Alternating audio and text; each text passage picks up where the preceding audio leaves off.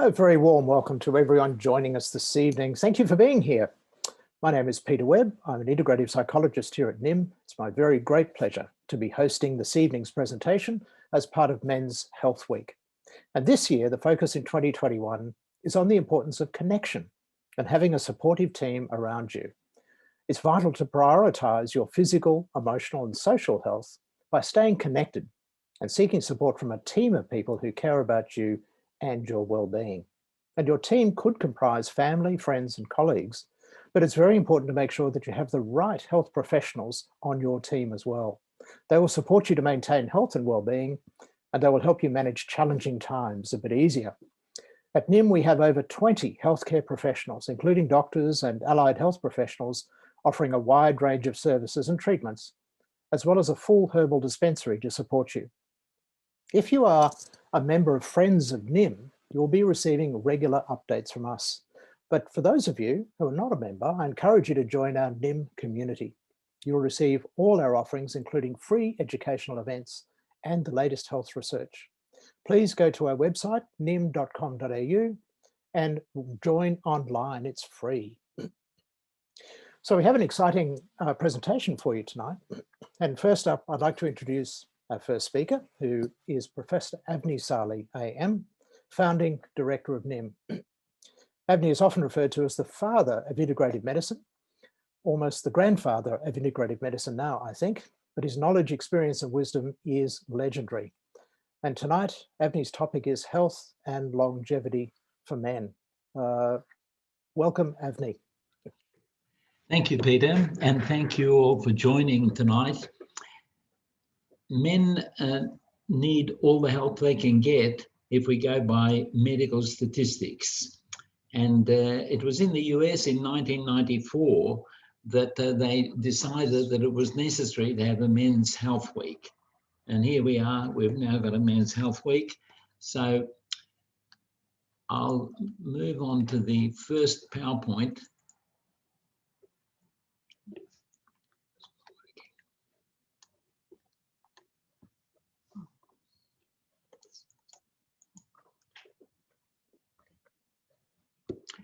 Just a little technical problem.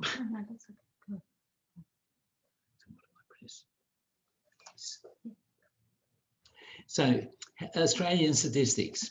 Men die on average younger than women, more likely to die of cancer, chronic disease, overweight and obesity, alcohol, smoking, physical inactivity. 95% who die at work are men.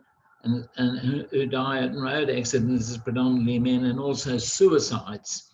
And we've also, over the media, in particular over the last year, we've been hearing a lot about their poor activity in relation to domestic violence.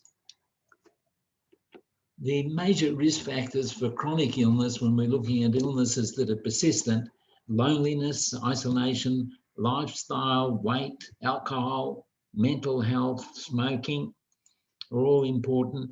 And the principles of health include, firstly, reducing stress. Stress seems to be the biggest factor for virtually every illness, but also accidents. And one of the key things is unloading, relaxation, and I'll give you some examples about this. Adequate sunlight, we're similar to an outdoor plant, we need sun. Adequate sleep, exercise, healthy food, and then sometimes supplements may be of value. There's no doubt that the mental states can influence the body's resistance to illness. Stress, and it's involved in every illness, stress. And unfortunately, in the medical world, this is not totally recognized and needs to be dealt with. Stress reduction. Well, a lot of it is to do with, if you're sensitive enough, you're picking up what's going around, and you can worry more about things than what, say, your friend who may not be that sensitive. And so it does depend a lot on how sensitive you are. Unloading and what you do with your stress is important. And for example, chatting with a close friend or within a group, meditation, relaxation are important. Therapies like gardening or growing your veggies can be so important, and being involved with music and hobbies. Adequate sleep is absolutely essential. If you're not sleeping well, it is critically important that that is rectified, because that can lead to all sorts of problems. And if you're unwell, you're unlikely to get the best result unless the sleep problem is rectified. Exercise. Unloading. A group of blokes getting together can be really very powerful. It used to occur in the pub in the olden days, and that's appeared and disappeared, and actually coffee shops have probably taken over, but most of them are closed by 5 o'clock, so there's a problem. Loneliness. A third of the population is affected. It is, of course, even more common in British culture countries such as Australia, US, UK, and it's a major risk factor and recognised to be as bad as smoking and greater than obesity. And it's linked to most of the major illnesses. 26% increase in the risk of premature mortality too if you're lonely. In Australia, the men living alone have a high incidence of loneliness than women. And there's also data to show that if you've got 3 close friends as a bloke, you can add 7 years to your life. The British Prime Minister in 2018, in February, appointed the world's first Minister for Loneliness in order to act about this issue. And as it is a very serious issue and a risk factor for both disease and longevity. And in particular, with the British type, typical personality, they needed help. Stay connected. You can do it by visiting your father. You can visit your parents. Reach out to lonely family and friends. Strengthen friendships and keep connected in person. Engage in the community, e.g. men's shed, join groups, take up a new hobby, get a pet. One of the ways to meet people is to walk around the block with your dog. People will talk to you, especially if they've got a dog too. If you haven't got a dog, they tend to keep away from you. Seek professional help if needed. Vitamin D, one of my favourite topics, is the most common nutritional deficiency in Australia, with 30 to 40% of Australians being deficient, in particular in Melbourne, where we have the cloudiest big city in this country. And it's an important factor in almost every major illness. This study looking at giving people vitamin D supplements to prevent respiratory viruses showed that it was very beneficial. It was published in 2017, and it would appear that the vitamin D levels are very important in protecting you from developing the COVID-19 or the coronavirus infection. In prostate cancer, this study showed that by giving people with prostate cancer vitamin D, it was possible actually to reduce the number of positive biopsies a year later, as well as the reducing the severity of the prostate cancer. At NIIM here, we've been involved in developing a new treatment for laser treatment of prostate cancer. And just briefly to explain, this is a photodynamic or laser therapy. It's light therapy. And we give the patient a sensitizer the day before, which is taken up by cancer cells, but not by normal cells. And then the following day, they have the laser. We've shown that the light can penetrate a normal prostate. That's a normal human prostate. And if the light can penetrate, that means it can activate the sensitizer and destroy the cancer. We've already treated a number of people with this. We're planning to restart this treatment towards the end of this month, hopefully. We also are planning to use in this particular treatment a light bed which delivers laser to the skin and can kill circulating cancer cells, of which our research director, Karin, will be talking about after me. So if you've got lots of tattoos, it's likely that you're not going to make much vitamin D. Weight. The Australian men are more likely to be overweight than women. And we know that one of the key ways to be able to lose weight quickly is to follow a keto diet, which is high protein, high fat, and low carbohydrate. It's basically the carbohydrate that is a key factor in the weight. It can be very beneficial. Sleep. As I mentioned earlier, absolutely critical that you're able to sleep normally, and if you're not, it's a big problem. In general, on all the data that we've got, 7 hours seems to be about the average. Less than 6 would appear to be dangerous. Over 8 is also considered to be slightly suspect as to why do you need that much extra sleep. There's good data to show that a good sleep can be similar to taking a very strong painkiller in the treatment of pain. So therefore, if your sleep is disturbed, you're more likely to feel your aches and pains the next day. Exercise. Well, exercise appears to be useful for virtually everything. The way you feel, reducing stress hormones and muscle health and blood circulation, improving your immunity. Regular exercise is very important. Well, such as yoga, and but vodka exercise, well, not that one. No. Dietary advice. The Mediterranean diet is always talked about, and it has been looked at, and this diet has been shown to reduce overall mortality and also reduce diseases such as Alzheimer's disease. These are superfoods. We've got the cocoa, as in dark chocolate, fish, seafood, cruciferous veggies like cabbage, cauliflower, broccoli, Brussels sprouts, etc. Beetroot, pomegranate, berries, figs. Figs have got an enormous number of protective nutrients in them. Turmeric and the active ingredient curcumin.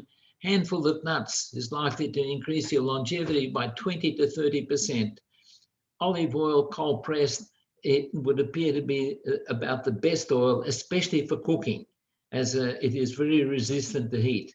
Yogurt is very important, in particular in helping us maintain our friendly microbes in our digestive system. Talking about microbes, prebiotics, these are foods that feed our friendly microbes, onion family, honey, artichoke. It's interesting, honey does that, but sugar does the reverse. And soy, wheat, oats, as you can see there. Probiotics are the foods that have got microbes in them, such as yogurt, or fermented foods, such as sauerkraut, and others like kefir, kimchi. Supplements containing microbes that are friendly microbes can be very useful in helping to normalize the microbes in the digestive system. Essential vitamins and minerals. Well, vitamin D, overall health, is virtually involved with every, in protection with every illness. Vitamin C, immunity. Fish oil is very important for the heart and cancer. Zinc, immunity, including prostate health. Saw palmetto, prostate health. Curcumin, anti-inflammatory and improves immunity. Magnesium, very good for normal muscle function, and also for preventing irregular heart rhythm. Multivitamin, general health, and the B6, B12, folate in a multivitamin can help reduce homocysteine. Finishing off with my happy page, sunlight gives you serotonin and vitamin D, which make you happy. Exercise helps, fish helps, dark chocolate, exceptionally useful, adequate sleep, and reducing stress, in particular by unloading and talking to someone. Just finishing off with some of the textbooks that I've been involved with, a couple on integrative medicine, this one here on oncology, and someone wrote a good book about me. And please become a friend of NIIM. If you go to our NIIM website, you can join there. There's no fee at all, and we'd like to have as many friends as possible.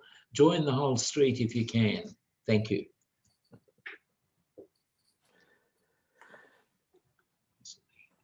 Excellent.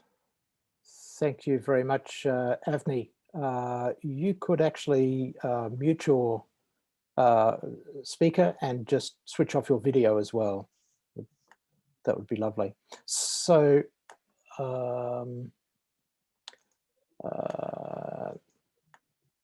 so it's my great pleasure to thank Avni for that presentation. There's much that he said that men should take on board. Men are reluctant, so the stereotype goes, to actually look after themselves, but it's very important that they do. It's my great privilege now to welcome our Director of Research at NIIM, Associate Professor Karin Ried, who's going to talk about the topic of breakthrough in early detection of prostate cancer. Welcome, Karin, over to you. Yeah, thank you, Peter. Can you hear me? Yes, we can. Perfect. Yes, and you can see the screen as well? The screen share is working? Yes, we can. Thank you. Yes, fantastic. I'm delighted today to talk to you about a test we recently developed, which can help with the early detection of prostate cancer. And we all know that prostate cancer is a big burden, the second leading cause of death in men. 1 in 7 men are diagnosed in their lifetime. 25% of all cancer cases are attributed to prostate cancer. There's a large number of men living with prostate cancer in Australia, and unfortunately, over 3,000 men die each year in Australia of prostate cancer. The current screening of prostate cancer is not very accurate with the PSA blood test. So the PSA blood test has a very low sensitivity and a low specificity. That means there are very large number of false negatives, 85%, and 75% false positives. That means many men miss out on prevention or have complications from the follow-up tests, with false positives like biopsies and the treatment, which might be falsely recommended. So there's a big need for better, more accurate screening tests. The circulating tumor cells, which are tumor cells circulating in the blood, have been shown to be very useful for early diagnosis, as well as can be used as a biomarker for cancer prognosis and treatment effectiveness. The number of CDCs is directly related to the risk of, finding cancer in a screening, or treatment effectiveness if the number goes down after treatment. So here at NIIM, we use the French test, the ISET CDC test, which is based on cytology. So we're using blood and filter this through a filtration device, getting rid of red blood cells, and then only the rare cells like CDCs stay on the filter. So we use microscopy and use the same criteria as they do in oncology hospitals to identify circulating tumor cells. So here you can see the blue large ones, these are the CDCs, and these black round holes are the holes on the filter, and the smaller cells are the white blood cells. And so the criteria listed here, like big size or high nucleotide to cytoplasmic ratio and nisonucleus irregular borders, are all the criteria we use to identify whether or not we're dealing with CDCs. To date, we have done more than 2,700 tests. The CDC, or this test, can distinguish between single CDCs. It can distinguish between malignant and benign cells, between single cells and clusters, while the clusters have more metastasizing potential. And we can also look at viable and degenerated cells, as well as sometimes find, other pathogens, for example, in the blood, which can contribute to carcinogenesis. So here you can see our new test, where we basically combined the microscopy with the cytology, the ISIT-CDC test, plus a PSA marker test, which is an antibody test. And when we looked at men with prostate cancer and used this antibody on the CDCs, you can see this nice outline, black outline here around the cells. That is a positive PSA marker test. We basically found all of the men who had prostate cancer displayed this PSA marker positive, whereas the negative control here, we used a female CDC cell, didn't have that marker.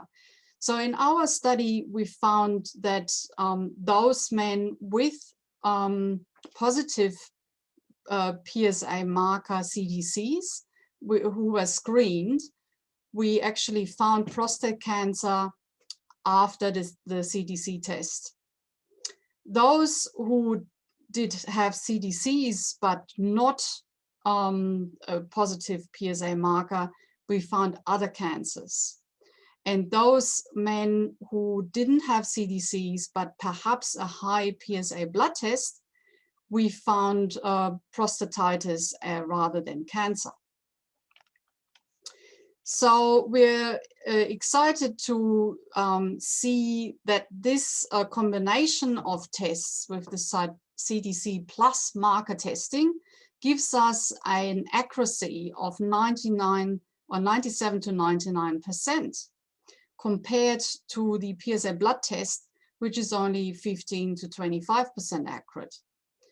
So the 97% comes by some men, 3% of men don't have the PSA marker. So the CDCs themselves always, give you a hint that there is a tumor source origin in the body. So in summary, the CDC test, the screening allows for the early detection of cancer. The CDC test also allows for monitoring of treatment effectiveness. So if you did it before and after treatment, you can see whether or not the CDC count reduces. The count is directly associated with the risk of cancer and cancer progression. And the test we've developed, the PSA marker or PSA prostate cancer screening test, is a better predictor for early prostate cancer than the PSA blood test, with 97% sensitivity and 99% specificity. So this test is available to patients. I've got here that local patients can book a blood test at the NIIM clinic, or if you're interested, you can order a test kit. And more information about the prostate cancer screening test can be found on our website. And here's the link. And on the slides, which can be made available to you as well, we have all the references. You can look up our papers we published regarding the tests we've been doing here. And I'd like to thank the whole team, which has recently got some new additions. And yes, so perhaps I'll let Peter ask a question. Thanks very much, Karin. That's a fascinating topic and of value to anyone, any owner of a prostate. You need to protect yourself, and the research that we're doing here at NIIM will establish much more accurate screening. Karin, just before we move off, I wonder if you could say a bit more about the treatment of prostate cancer. Is there anything that you can add to your very insightful presentation about your research, about the actual treatment? So you might identify it, but how do we treat prostate cancer? Yes, so Avni alerted beforehand that we're actually launching a new study using photodynamic therapy for prostate cancer. And currently we're inviting patients who have been diagnosed with prostate cancer to express their interests. We've got a website here as well, niim.com.au PDT study, you find more information. And the previous study on PDT for prostate cancer has found that it can be effective, but what we want to look at is to use the CDC test to actually look at the treatment effectiveness through this very accurate test. And we also will use the light bed in some of the patients. So we use what Avni said before, this laser therapy, plus or minus the light bed. The trial goes for 3 months, 12 treatment sessions on 3 times 2 days. And so this is one treatment we are currently investigating. I mean, obviously, there are also other treatments available. Like Avni mentioned before, vitamin D is very important, a lot of integrative therapies. And perhaps, Avni can also alert, more to other treatments, especially, for prostate cancer and cancer reduction. That's very helpful, Karin, and it suggests that there may be other treatments for less advanced forms of prostate cancer, and you've outlined some quite radical and yet evidence-based treatments that are conducted here at the NIIM clinic, and certainly worth pursuing. Karin, I want to thank you very much for your presentation, most insightful, and as well as the treatments that are coming out.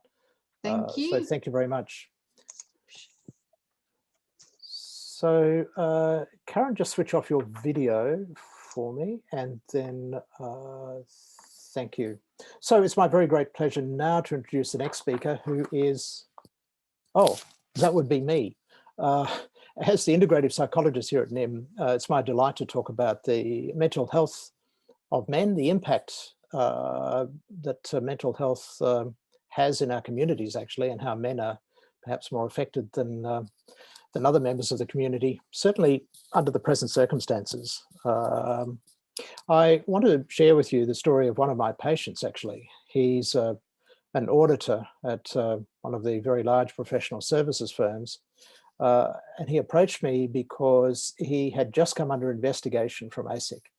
And as part of the investigation, he was really being put through the mill. He was having to be interviewed. He was going to be squeezed 6 ways from Sunday. He was being prepared, but the whole legal process was putting him under considerable pressure. His quite wonderful career had apparently come to an abrupt end with the ASIC investigation into the firm that he had signed off on as the auditor. So it was very much almost a career-limiting move. He was absolutely distressed. And we worked together for a short time, still working with him actually, but one of the big issues that occurred to me was the way he saw his life. His life up until that point had been a progression, a career progression, from simple to more complex companies, and then finally to be heading up whole teams of auditors going into very large Fortune 500 companies.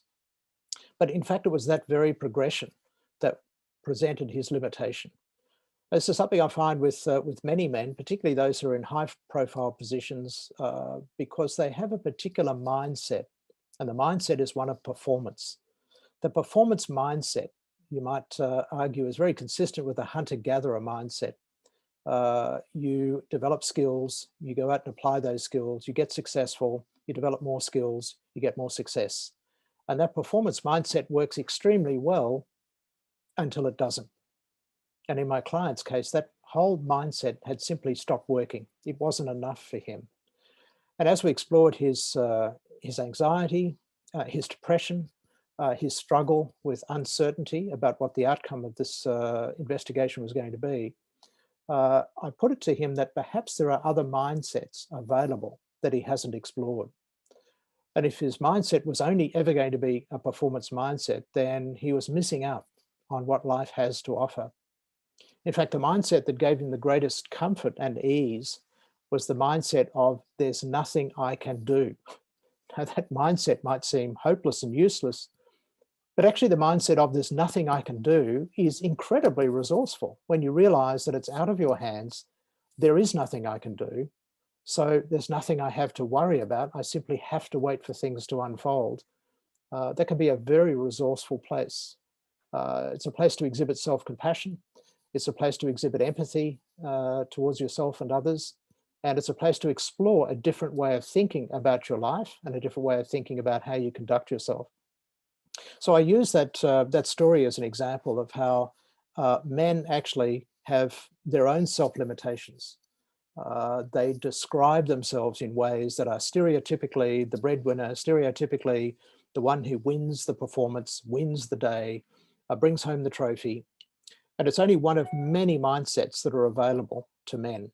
And the idea behind integrative psychotherapy is to actually engage men in exploring different ways of thinking, different ways of feeling, and different ways of being. And it's to that point about different ways of feeling that I wanted to address the issue of emotional intelligence. And so my topic tonight actually was the power of emotional intelligence. What does that even mean?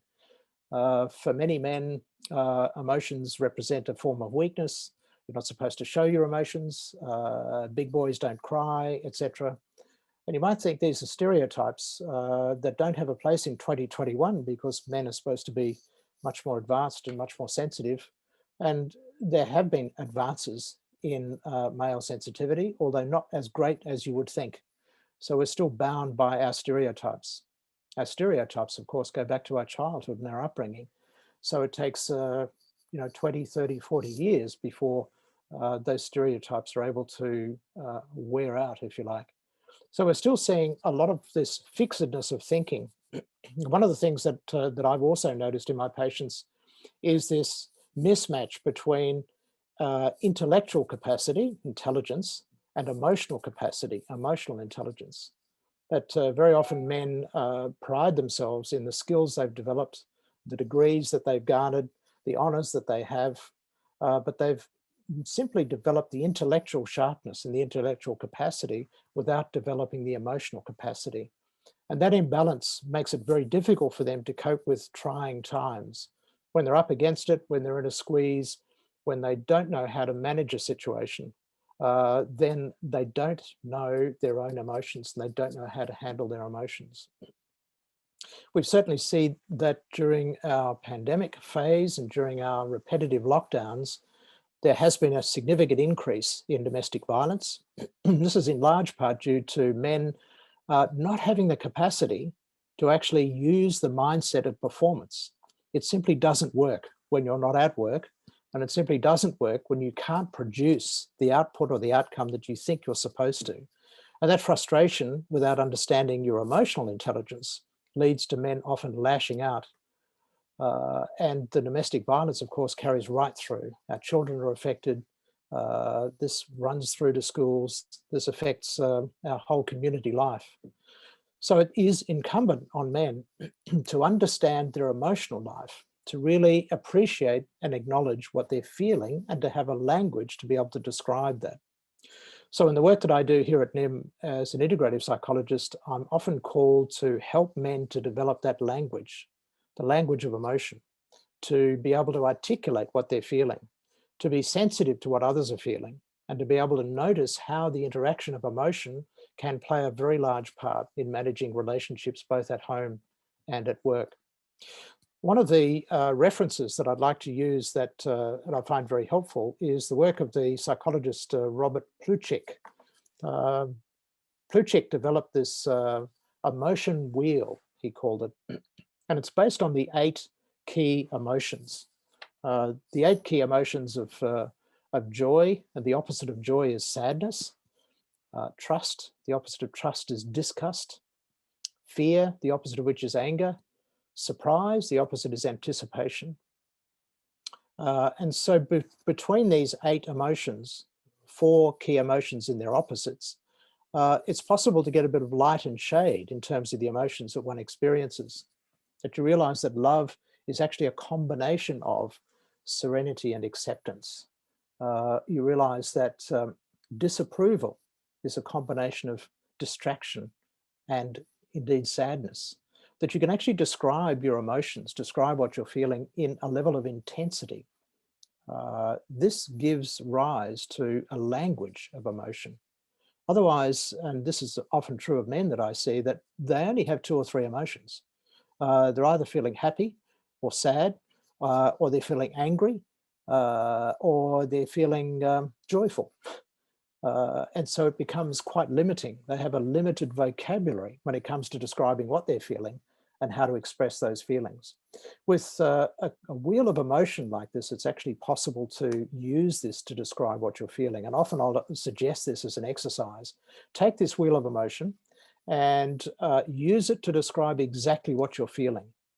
Okay, so it might be frustration and it might be anger, but to what degree is that anger on the aggressive side or on the contempt side? Is it simply annoyance or is it rage? Are you feeling apprehension because you're fearful? Are you feeling a sense of submission because there is a lack of trust? What is the sense of joy? And are you experiencing sadness, but you're not actually noticing it? You're not noticing what's giving rise to that emotion. And one of the difficulties with understanding the language of emotion and expressing emotion is that there are 5 key components to emotion. Emotion is actually a widespread experience in the brain, and it's important to recognize that it's giving us extremely useful information. Emotion is part of our survival mechanism, in fact. There is the emotional component, number 1, but there's also number 2, the action tendency component. That is, when an emotion arises, it gives rise to an action. It feels like I want to move away. It feels like I want to let go, or I want to grab hold of. There's an action component to that feeling of emotion, that feeling that arises. And thirdly, there's an appraisal component. So a feeling arises for you, but you notice a feeling arising for somebody else, and you're able to put that into context. You're able to appraise whether the situation is potentially dangerous, whether the situation is actually joyful. So there is a third appraisal component of emotion. And fourthly, there is a motor component. That is, when a feeling arises, it actually encourages a movement. It actually encourages you to move towards or move away. There is the classic fight, flight, or freeze response. There is actually a physical, muscular response to a feeling that arises for you. And finally, the 5th component of emotion is that it's physiological. You will actually feel something. The gut might feel upset. You might have a strange sensation in the head. You might have pins and needles in your hands. It's often the reason why panic attack is misdiagnosed, and patients often present to hospitals because they think they're having a heart attack. And that's a physiological component of emotion. All of these 5 components are giving you information. That information is incredibly helpful to help you to navigate how you're feeling and how you're reacting and behaving with others. So part of my work as an integrative psychologist is to teach men how to use the language of emotion, how to actually draw down on that emotion, how to develop a sensitivity to what is arising for them. How is that emotion being experienced? How is it being expressed? Without this language, men are incredibly stuck and they're limited. And when men feel cornered, they're inclined to fight, either by retreating or by lashing out or by simply freezing, which is a form of depression. All of the incidents that we see of stress and anxiety and depression come about because men are unable to fully express their feelings. And very often because women have a better capacity to develop their emotional intelligence, men often feel that they're running rings around them, and they even feel more stuck that they're unable to express their emotions. So it's actually critically important for men's health to use a wheel of emotion like this to recognize what you're feeling and how to express that feeling. It is very important that you express it. And as Avni said, being able to unload, being able to speak to a friend or a close colleague, being able to share what you're feeling is a critical component of men's health. So the theme for Men's Health 2021 around connectivity is absolutely vital. We need that connection. Men in particular need to connect with close friends that they can actually speak to. And using the language of emotion is very important. Men need to be bilingual. They need to have the emotion of their intelligence and their performance, but they also need the language of emotion. They need to be able to express that language as well. That's a very brief presentation around emotion, the power of emotional intelligence, and why it's important for men's health. Thank you so much for your attention while listening to the subject, something I'm deeply passionate about. I'd like to open up for questions from attendees. We have actually some questions that were submitted earlier, and I want to go to those questions now, if I may. So actually the first question I have is for you, Avni. So Avni, if you could turn on your speaker and video. Yep. Avni, I've got a question. Do you have any pearls of wisdom to help support men that have a cancer diagnosis? So supposing somebody comes to see you, Doc, I've got a cancer diagnosis, what should I do? What are some things you can suggest to them? Yes, thanks, Peter. And that, of course, is a very, very important question, because one of the main reasons why people do develop cancer is because of isolation and loneliness, and no one to actually close to them that they can share their problems with.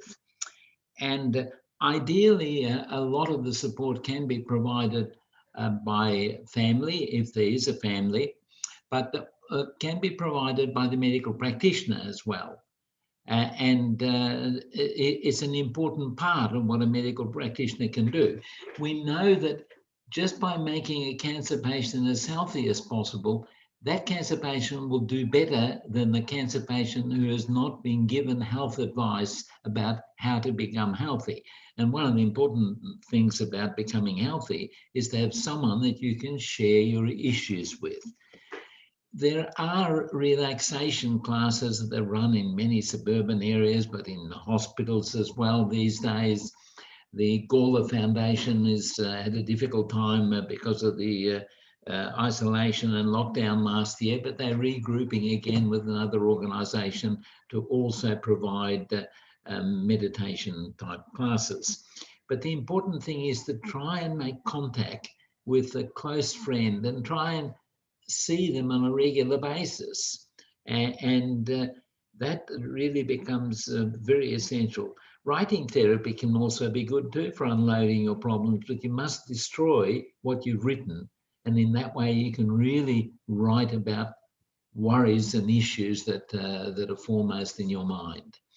And hopefully, I've got a special request too in the break. I did get a phone call from my 4-year-old grandson, and he wants me to say hello. Alexander, hope you're still up, and I'll see you soon. Bye. Avni, just while you're there, I've got a request. Rob has actually written in, he says, as a 66-year-old man, would you advise I have a PC screening test, the test that Karin outlined? Well, it can be done as a screening test, and we do offer this in our health check program that we have here. And most people that do go through that program ask to have the prostate screening test. It's a very valuable test, highly sensitive, and in particular with our new treatment now, when we can treat isolated, localized prostate cancer quite adequately with laser treatment without any major operation, it makes a lot of sense. Excellent. Karin, do you want to say any more about that? I might add, it's recommended to actually do the test rather instead of the PSA blood test, which is, currently offered as a screening test. So usually one says, from 55 onwards on a yearly basis. Depends then how many CDCs we find. We recommend, to have a yearly screen or 6-monthly screen. So if it's a low number, it's yearly. If it's a higher number, you do look at treatment and then testing a bit earlier. But we do have, or we do recommend to screen rather early than late. So and the prostate cancer screening test, we've got a special on where we charge a little bit less for the screening. So if somebody has never done a CDC test, then they can take part in that screening study. That's interesting, Karin, because we had a question about how much is the CTC test for prostate cancer. Can you give us an idea about how much it would cost? Yeah, so at the moment, the price is $500 if you can come to the clinic. If we have to do some shipping, it's $50 more. Okay, that's very helpful. Thanks, Karin. Actually, it links to another question we've received about what other research studies are you currently doing at NIIM? Can you tell us a bit more about your research work? I would like to alert to our vitamin D study. So we have flyers everywhere, and you can see the nice, colors there. So we know that 80% of Australians have suboptimal vitamin D levels. So that is below 75 nanomoles per liter. Optimal vitamin D levels help to prevent respiratory illnesses, but also cancer, and it will improve your mood. So vitamin D is really, really important. And so at the moment, we are calling out for vitamin D levels being measured. If they are low, then we give out supplements to bring it up to the levels we would like to achieve, and we will do some follow-up as well. So we have a website. If you go to the NIIM website and put in vitamin D study, you can find out more information. That's very helpful.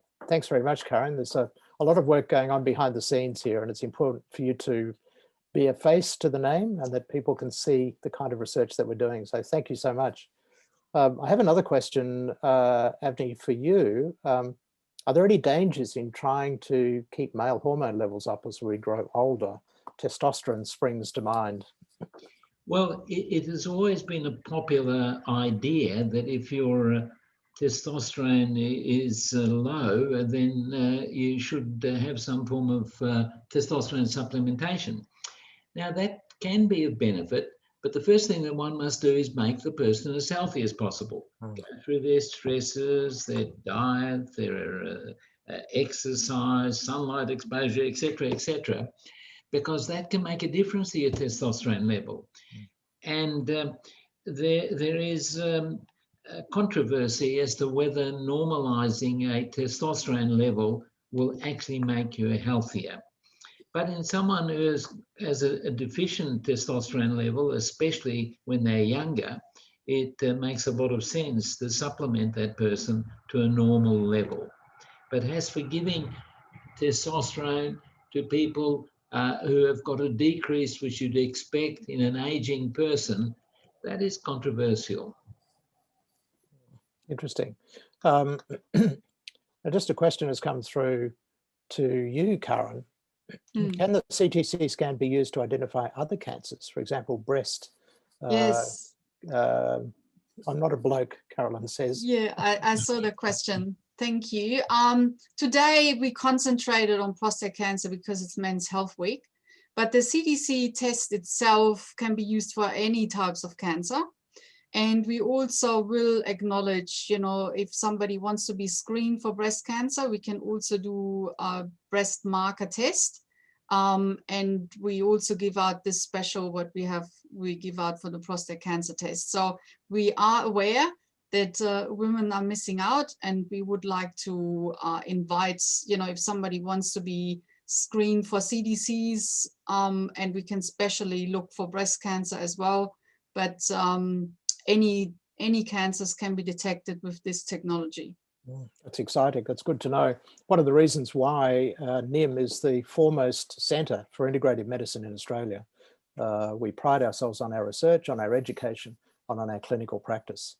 I have a question that actually has been sent to me. What is the likely impact of lockdown on men's health? Well, I have a particular view of this because I think we're yet to see the mental health impacts of these successive lockdowns. Wonder if it becomes a cost-benefit analysis. The high cost of mental health, is that going to be offset by the high cost of coronavirus? And we need to be able to recognise where there's a cost-benefit. I'm seeing a lot of mental health issues that are coming out from the successive lockdowns that we've had, certainly in Victoria.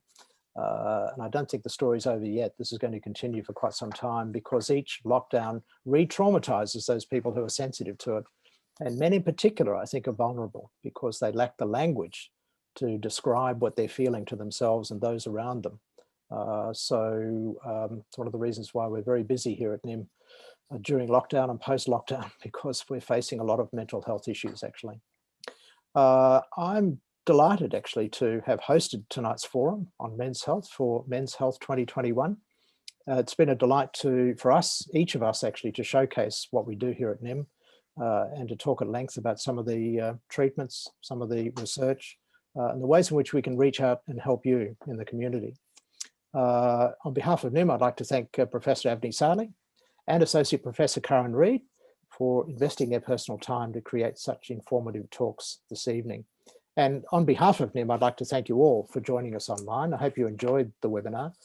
Your ongoing support for our life-changing work is greatly appreciated.